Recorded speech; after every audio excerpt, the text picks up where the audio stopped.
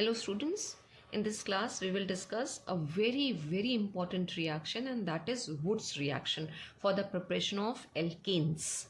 Right एक ऐसी reaction है जो 11th में 12th में कन्वर्जन्स में हम कई जगह पे इस रिएक्शन को पढ़ते हैं, वुड्स रिएक्शन। ये बेसिकली अगेन एक नेम रिएक्शन है और साइंटिस्ट के नेम पर है। जो वुड्स रिएक्शन प्रपोज करी थी या डिस्कवर करी थी वो एक फ्रेंच केमिस्ट थे, वुड्स। तो 1855 में उन्होंने बहुत ही एक ईजी कन्वीनियंट मेथड दिया था पैराफिन्स बनाने का, और इसी मेथड को हम बोलते हैं वुड्स रिएक्शन, राइट।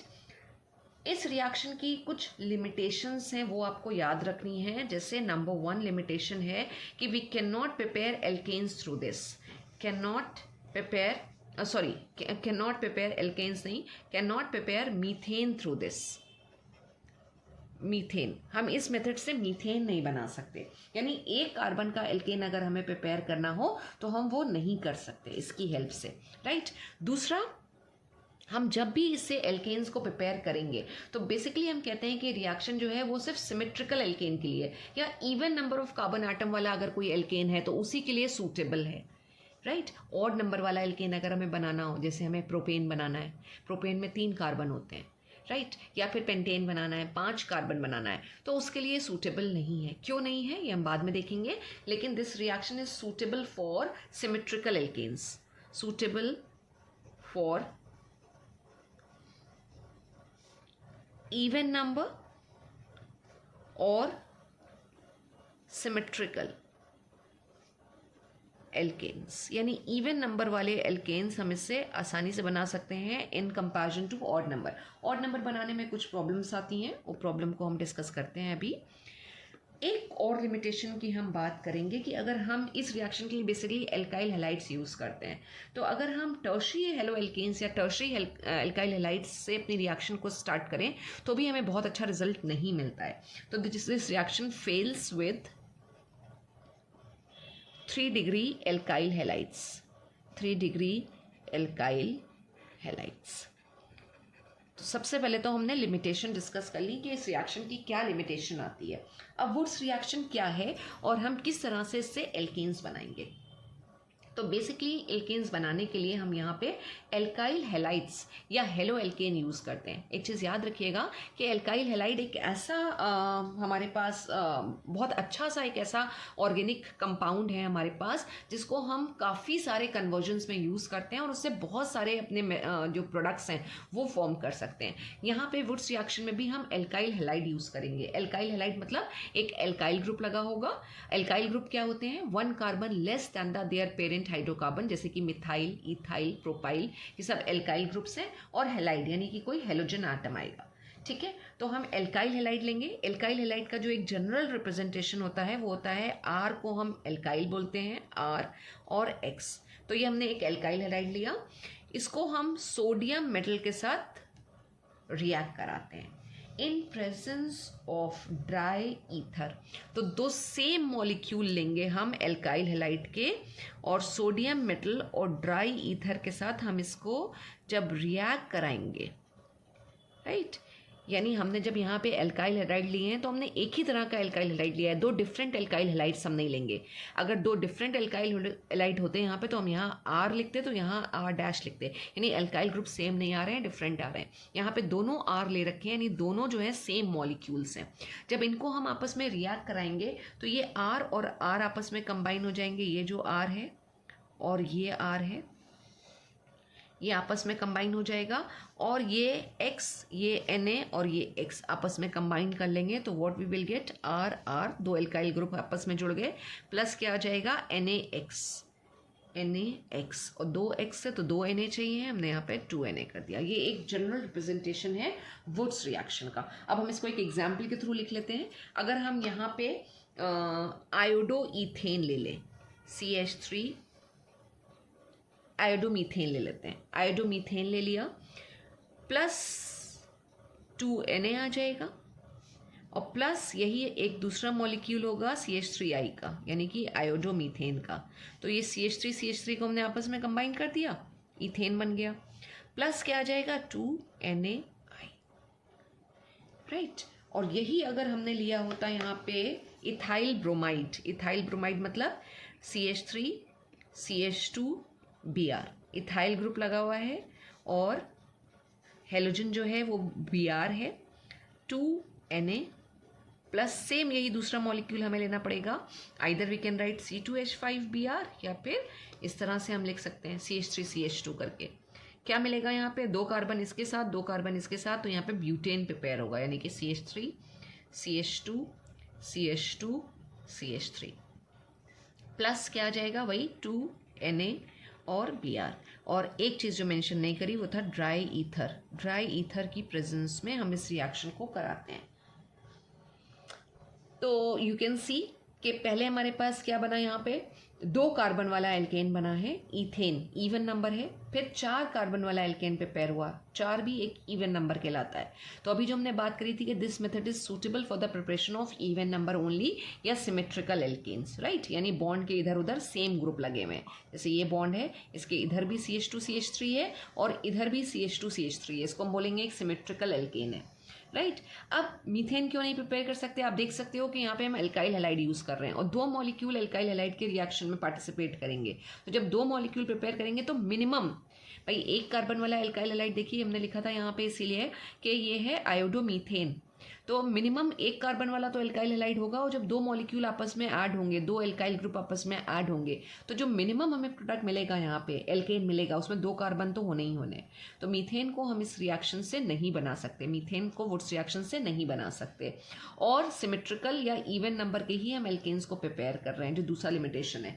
अब अगर हम ये बात करें कि क्यों, जैसे हमने कहा था कि सिमेट्रिकल एल्केन्स बन रहे हैं, इवन नंबर वाले एल्केन्स बन रहे हैं। देखिए अगर हम 2 डिफरेंट एल्काइल हैलाइड्स ले लें यहाँ पे और उसको लिख के भी देख लेते हैं कि अगर हमने ले लिया कि ऑड नंबर वाला यानी कि एक CH3Br ले लेते हैं प्लस 2Na और दूसरा मॉलिक्यूल हम ले लेते हैं इथाइल ब्रोमाइड यानी कि C2H5Br, ठीक है। 2 डिफरेंट हमने एल्काइल हैलाइड के मॉलिक्यूल्स लिए हैं। अब होगा क्या जब हम 2 डिफरेंट एल्काइल हैलाइड के मॉलिक्यूल्स लेंगे, क्या क्या पॉसिबिलिटी हो सकती है। पहली पॉसिबिलिटी तो ये हो सकती है ये CH3 और ये C2H5 आपस में ऐड हो जाए और जब ये जुड़ेगा तो ये बन गया हमारे पास प्रोपेन बन के आएगा, ठीक है। और 2NaBr तो रहना ही रहना है, ड्राई ईथर में रिएक्शन होगी ही होगी, ठीक है। हम पहला ये मान के चल रहे हैं।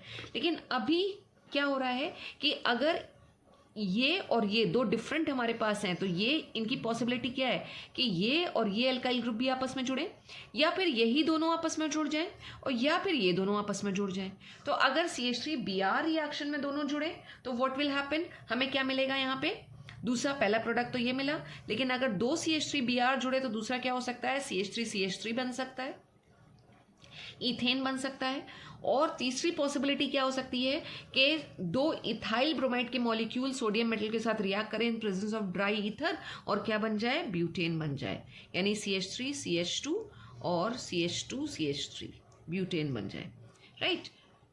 अब यहां पे हो क्या रहा है, बेसिकली 2 डिफरेंट एल्काइल हैलाइड लेने से हमारे पास मिक्सचर बन के आ रहा है, यानी जो प्रोडक्ट मिलेंगे उसमें प्रोपेन भी प्रेजेंट होगा, इथेन भी प्रेजेंट होगा और ब्यूटेन भी प्रेजेंट होगा। अगर हम रिएक्शन अपनी स्टार्ट करा रहे हैं मिथाइल ब्रोमाइड के साथ और इथाइल ब्रोमाइड के साथ, राइट।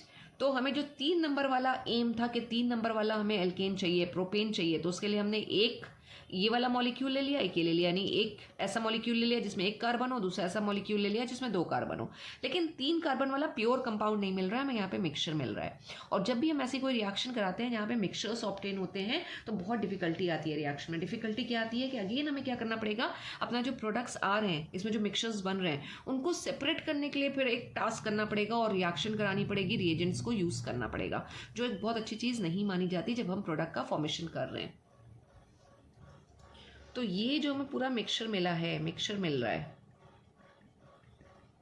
तो the separation of the mixture into individual members यानी प्रोपेन में और इथेन में और ब्यूटेन में, it is not easy at all.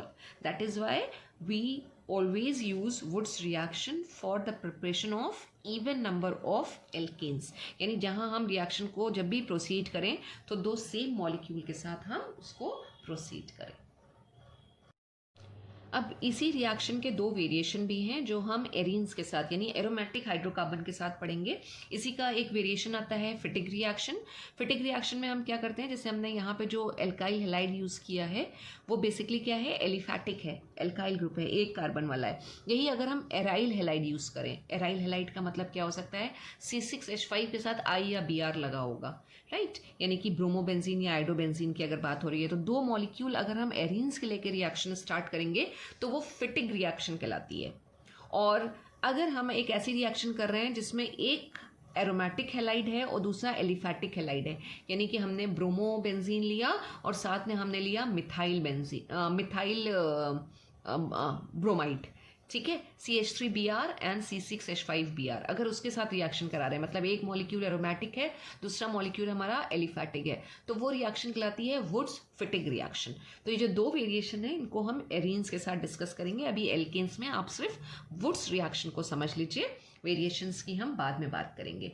अब इसी में अगर हम एक और बात करें, जैसे वुड्स रिएक्शन थी हमारे पास, अगर हम यहाँ पे रिएजेंट या मेटल को चेंज कर दें, इंस्टेड ऑफ सोडियम मेटल अगर हम जिंक को यूज कर रहे हैं तो वो रिएक्शन हमारी हो जाती है फ्रैंकलैंड रिएक्शन। फ्रैंकलैंड रिएक्शन काफी कुछ वुड्स से मिलती जुलती रिएक्शन है, बस मेटल चेंज हो रही है। हम यहाँ पे ले रहे हैं एल्काइल हेलाइड ले रहे हैं, C2H5I ले लिया, क्या होगा ये, दिस इज इथाइल आयोडाइड या आयोडो इथेन।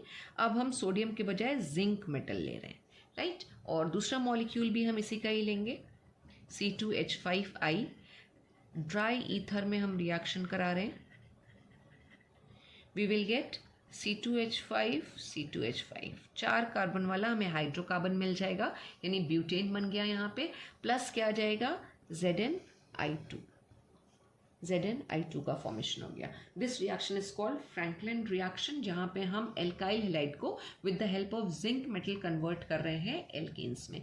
तो दो नेम रिएक्शन आपके पास आ गई, एक है वुड्स रिएक्शन और दूसरी है फ्रैंकलिन रिएक्शन। और वुड्स रिएक्शन की एक बहुत ही ड्रॉबैक कह लीजिए कि क्या है कि हम इससे ऑड नंबर के एल्केन्स प्रिपेयर नहीं कर सकते।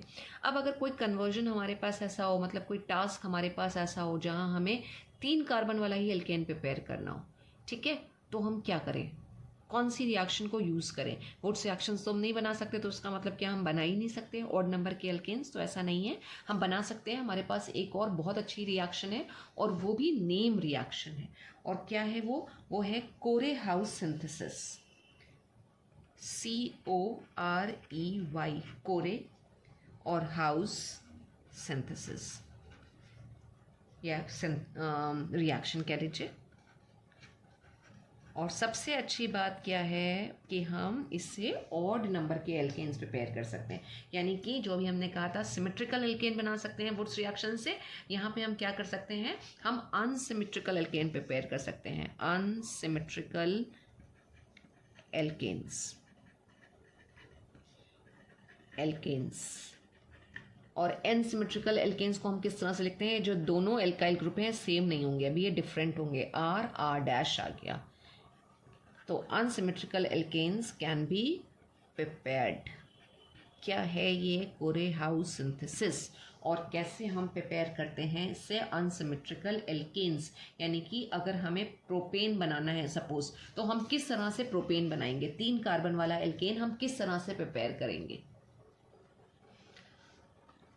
तो कोरे हाउस सिंथेसिस को अगर हम डिटेल में देखें या पूरी रिएक्शन के सारे स्टेप्स देखें कि किस तरह से हम अनसिमेट्रिकल एल्केन्स बना रहे हैं, तो हम इसमें बात करते हैं कि सबसे पहले जो हमने एल्काइल हेलाइड लिया है उसको हम क्या करेंगे, लिथियम मेटल के साथ रिएक्ट कराएंगे in presence of dry ether. और क्या प्रोडक्ट हमारे पास बन के आएगा, जो भी हमने एल्काइल ग्रुप यहाँ पे लिया था वो एल्काइल ग्रुप यहाँ पे आ जाएगा और साथ में लिथियम मेटल आ गई, तो इसको हम क्या बोलेंगे, this is methyl lithium. Methyl lithium बना।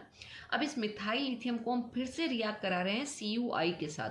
CuI यहाँ पे क्या होगा, Cu इज क्यूप्रस और क्यूप्रिक, तो I माइनस होगा तो इसका मतलब ये Cu प्लस है, तो दिस इज क्यूप्रस आयोडाइड के साथ ट्रीट करा रहे हैं, तो हमारे पास यहाँ पे आ रहा है लिथियम डाई मिथाइल और क्यूप्रेट, और साथ में क्या आ रहा है LiI, लिथियम आयोडाइड बना।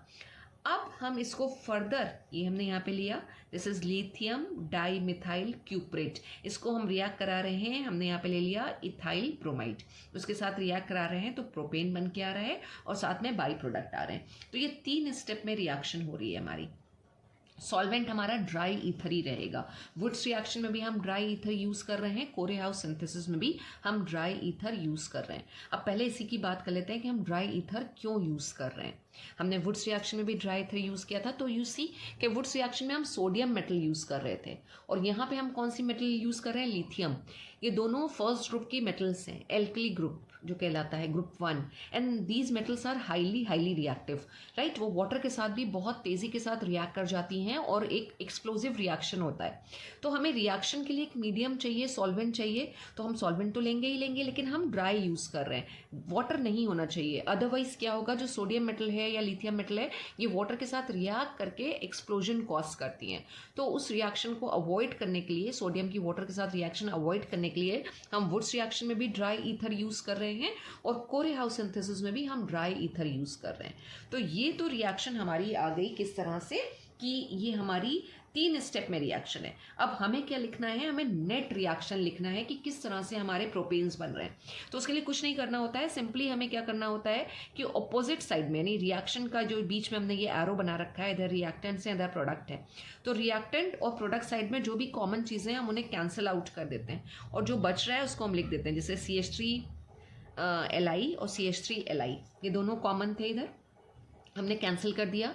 ये और ये कॉमन आ रहे हैं, हमने इनको कैंसिल कर दिया और कुछ हमें कॉमन नहीं दिख रहा है। तो जो अपोजिट साइड में, नहीं left hand side right hand side में जो कॉमन होते हैं उनको हम कैंसिल कर देते हैं और जो सेम साइड में होंगे उनको हम ऐड कर देंगे। तो अभी हम यहाँ पे जब नेट रिएक्शन लिखेंगे तो नेट रिएक्शन क्या आ रही है, CH3Br plus C2H5Br, 2 different alkyl halides हमने यहाँ पे लिए हैं और साथ में हमने क्या लिया, लिथियम लिया प्लस CuI, राइट। और यहाँ पे क्या प्रोडक्ट हमें मिल रहे हैं, पहले हम अपना मेन प्रोडक्ट लिखें, हमें मिल रहा है प्रोपेन, यानी कि C2H5CH3 या फिर इसको हम क्या बोल सकते हैं, ये, राइट। और इधर क्या आ रहा है हमारे पास, CH3Cu आ रहा है प्लस LiBr 2 LiBr हो रहे हैं यहाँ पे प्लस LiI आ रहा है। बाकी हमने लिख लिया। मेन हमें बस ये देखना है कि हमने यहाँ पे 2 डिफरेंट एल्काइल हैलाइड्स लेके और हमने क्या प्रिपेयर कर लिया, एक अनसिमेट्रिकल एल्केन प्रिपेयर कर लिया। कौन सी रिएक्शन से, कोरेहाउस सिंथेसिस से। तो in today's class we have discussed 3 reactions and all the 3 are very important, and out of these 3 reaction, the Woods reaction is of utmost importance. Woods reaction is for the preparation of symmetrical alkane, लेकिन अगर कहीं पे ऐसा task है कि हमें even number के बजाय ऑड नंबर का एल्केन प्रिपेयर करना है या अनसिमेट्रिकल एल्केन प्रिपेयर करना है, तो we have to go for Corey House synthesis. And along with these 2 reaction, one more reaction is Franklin reaction, जहाँ पे हम जिंक मेटल और एल्काइल हैलाइड की हेल्प से एल्केन्स प्रिपेयर कर रहे हैं। Thank you so much students.